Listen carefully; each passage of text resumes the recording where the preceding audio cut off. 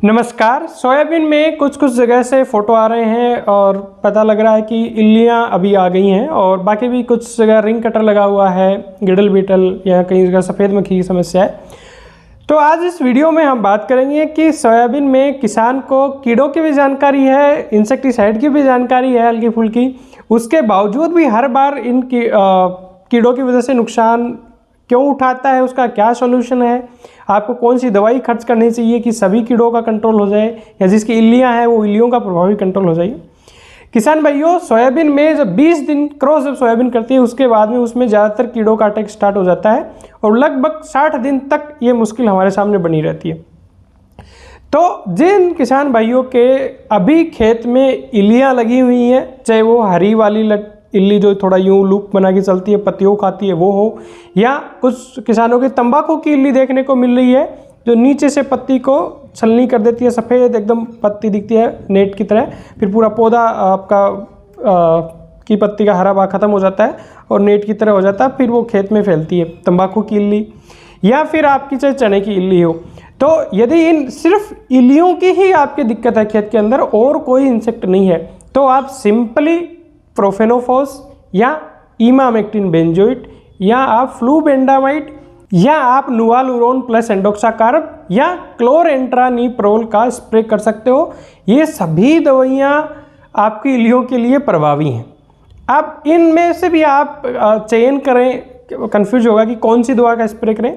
तो आपका एक क्वेश्चन तो ये भी हो सकता है, साहब हमने ऑलरेडी प्रोफेनो कर दिया या हमने इमामेक्टिन बेंजोइट कर दिया तो रिपीट कर दें क्या? तो बेहतर तो ये रहता है कि हमें इंसेक्टिसाइड चेंज करके स्प्रे करना चाहिए दूसरे स्प्रे में, और यदि पिछले साल भी आपने यही नहीं किया है तो इस बार आप रिपीट भी कर दोगे तो कोई बहुत बड़ी बात नहीं है। यदि आपने इमामेक्टिन बेंजोइट कर दिया फिर भी कर दोगे तो कोई बहुत बड़ी बात नहीं है, चेंज करना चाहिए, वो ज़्यादा बेहतर रहता है। फिर मैं इमामेक्टिन बेंजोइट करूँ, प्रोफेनोफॉस करूँ या नुवालुरोन प्लस एंडोक्साकार्ब करूँ, तो ये माने कि इमामेक्टिन भी आपके इंसेक्ट पे काम करेगी, आपके नुवालुरोन प्लस एंडोक्साकार्ब भी करेगी, क्लोरेंट्रानिप्रोल भी करेगी। एक कहीं कहीं हम कंफ्यूज इस चीज़ को लेके हो जाते हैं कि दुकान वाला हमें ये कह देता है कि साहब ये 15 दिन काम करेगी, आप स्प्रे कर दो, ये 20 दिन काम करेगी। तो इन जनरल क्या होता है, इस किसान यही मार खा जाएगा। क्या होगा कि जैसे पड़ोसी स्प्रे कर रहा है और हमारे खेत में इल्ली है ही नहीं, हमने भी स्प्रे कर दिया, दुकान वाले ने कहा कि 15 दिन 20 दिन काम करेगी दवाई, और जबकि वो दवाई आपके 10-12 दिन तक काम करेगी, उसके बाद में धीरे धीरे उसका असर कम होने लगता है। और जब उसका असर कम होने लगेगा 10-12 दिन बाद में, तभी असली हमारे खेत में कीड़ा आया है। पहले तो था ही नहीं, हमने ऐसे ही स्प्रे कर दिया, और जब कीड़ा आया तब हम सो रहे थे कि हमारी दवाई 15-20 दिन तक काम करेगी और वो हमारे नुकसान कर जाता है। लास्ट ईयर रक्षाबंधन के आसपास इसी वजह से सोयाबीन के अंदर अपने नुकसान हुआ। तो मेरा आपसे निवेदन ये है कि आप खेतों में रेगुलर मॉनिटरिंग करें, खेतों में बार बार जाके देखें, आपके इन्फेस्टेशन आपको दिखे, आपके खेत में लट दिखे, शुरुआती स्टेज में ही आप उसमें स्प्रे कर दो।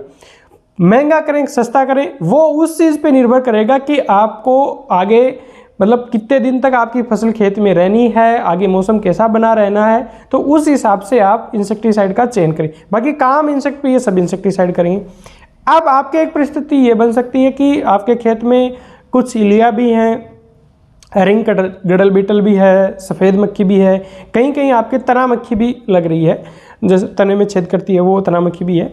तो उस केस में आप ये दवाइयाँ ना करके आप थायोमिथोक्साम प्लस लेमडासाइल हेलियोथ्रिन या आप क्लोरेंट्रानिप्रोल प्लस लेमडासाइल हेलियोथ्रिन, इन दो में से कोई एक का स्प्रे कर सकते हो।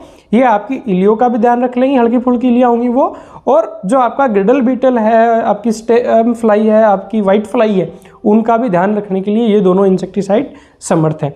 तो इंसेक्टिसाइड का चुनाव ये नहीं कि आपको दुकान वाले ने पकड़ा दिया और आपने ले लिया और आपने स्प्रे कर दिया। इंसेक्टिसाइड का चुनाव आप उस फसल की परिस्थिति, उसमें कीड़ा देख के करें, और कितने दिन तक वो फसल खेत में रहनी है तो हम कौन सा मोलिक्यूल का स्प्रे करें। क्योंकि कई बार होता है कि अपन 2 सस्ते मोलिक्यूल का आज स्प्रे किया, 10 दिन बाद में फिर स्प्रे कर रहे हैं। उससे बेहतर है कि लंबे टाइम तक अपनी फसल खेत में रहनी है और ऐसा मौसम बन रहा है कि इल्लियाँ आ रही हैं, टेम्परेचर बढ़ गया है, मौसम खुल गया है, इल्लियाँ आ रही हैं, तो आप हैवी मोलिक्यूल पे भी जा सकते हो। लेकिन जब तक ज़रूरत नहीं है तब तक बहुत महंगा केमिकल स्प्रे करने की ज़रूरत नहीं है। आप कमेंट में अलग अलग कंपनी के नाम भी लिख के मैसेज करोगे। देखिए, किस कंपनी का प्रोडक्ट आप लें ये आपकी निजी चॉइस है, लेकिन मेरा सबमिशन, मेरा सुझाव मानिए ये है कि जो भले ही आपके किसी भी प्रोडक्ट को खरीदते हुए 10-20 रुपये ज़्यादा लग जाए, लेकिन जिन कंपनियों की मार्केट में अच्छी शाख है, यदि उन कंपनियों का यदि आप प्रोडक्ट लेके स्प्रे करोगे तो उसमें रिजल्ट मुझे लगता है थोड़ा ठीक मिलेगा।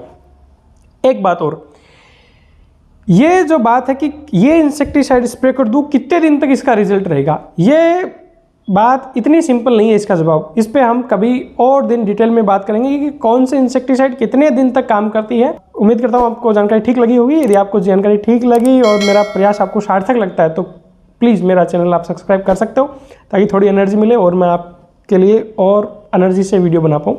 नमस्कार, जय हिंद।